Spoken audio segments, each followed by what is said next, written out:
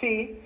Acuérdense, pues, si yo le estoy colocando, porque yo le estoy colocando en este caso a la vaca o a la hierba, o a lo que sea, yo le estoy colocando una hormona que asume que ya se preñó, entre comillas, porque yo le estoy colocando una hormona progestacional. Por lo tanto, nos van a ocurrir varios efectos. Nos va a ocurrir el celo y por lo tanto las ovulaciones también yo las voy a evitar. Porque acuérdense, yo les dije, si yo coloco progesterona y la progesterona está alta, los estrógenos van a estar bajos. Y yo sé que para lograr la ovulación tienen que aumentar los estrógenos para que supriman el centro tónico y activen el centro cíclico, que es el que va a producir la oleada preovulatoria del LH. ¿Se fijan? Entonces, por eso que se ocupan, por ejemplo, antiguamente se ocupaban los progestágenos en el uso en las perras, ¿ya? Como método de anticoncepción. Pero finalmente se dieron cuenta que ya son mecanismos que la verdad que ya estaban en desuso y la verdad que ya no se ocupa porque se colocaban inyecciones que eran unos verdaderos combos de hormonas que finalmente eran los que inducían los tumores mamarios de las perras. ¿Ya? Y de ahí para adelante ya nadie más las ocupa.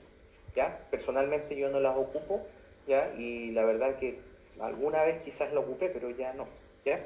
Entonces, eso es lo que uno hace con las progesteronas, ¿ya? Y como les decía, hay muchas presentaciones, pero todas funcionan de la misma forma. Ahora, yo les decía, cuando uno va terminando la terapia, uno puede colocar, por ejemplo, prostaglandina, ¿cierto?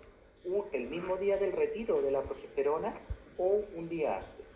¿Ya? ¿Por qué? Porque la prostaglandina es un luteolítico muy potente y eficaz.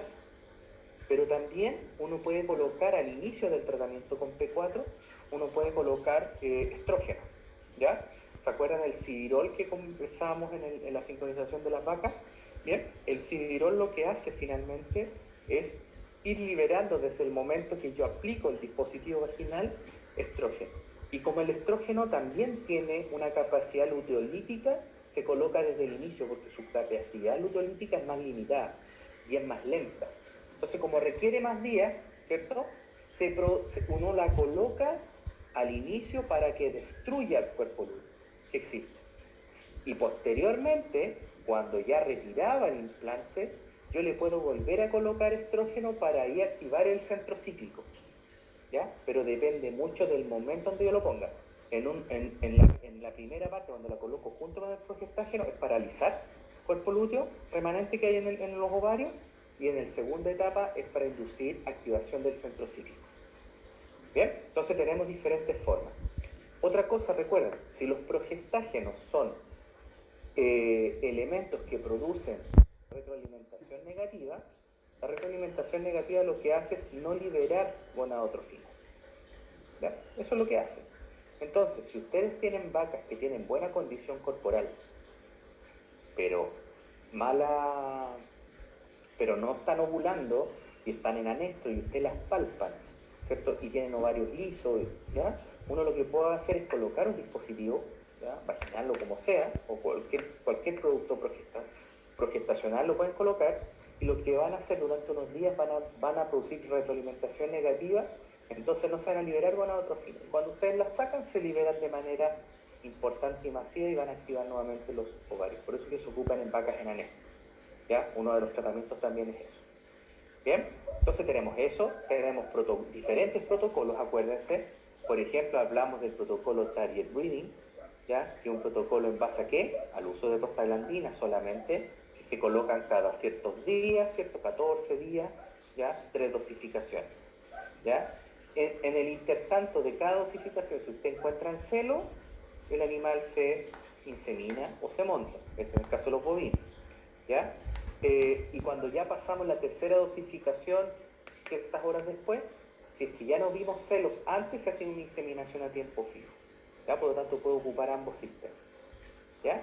También vimos otro mecanismo de sincronización que se llama el OpSync, que ahí lo que sí sincronizamos es la ovulación, ¿ya? Entonces acuérdense, tenía una administración de GnRH al principio, ¿ya? Para producir ovulación y luteinización. Posteriormente viene prostaglandina para destruir cuerpo lúteo y volver a inducir ovulación, un celo. Y posteriormente viene otra dosificación de GnRH para inducir la ovulación. ¿ya? Y por lo tanto al final se hacía una inseminación a tiempo fijo. ¿Se fijan? Entonces depende mucho de las retroalimentaciones, es cómo ustedes van a utilizar el fármaco, ¿ya? Por ejemplo, el protocolo OPSINC en su última dosificación, que es la de GnRH, lo que se está asemejando es a la inducción de la ovulación que yo hago en la yegua, ¿ya?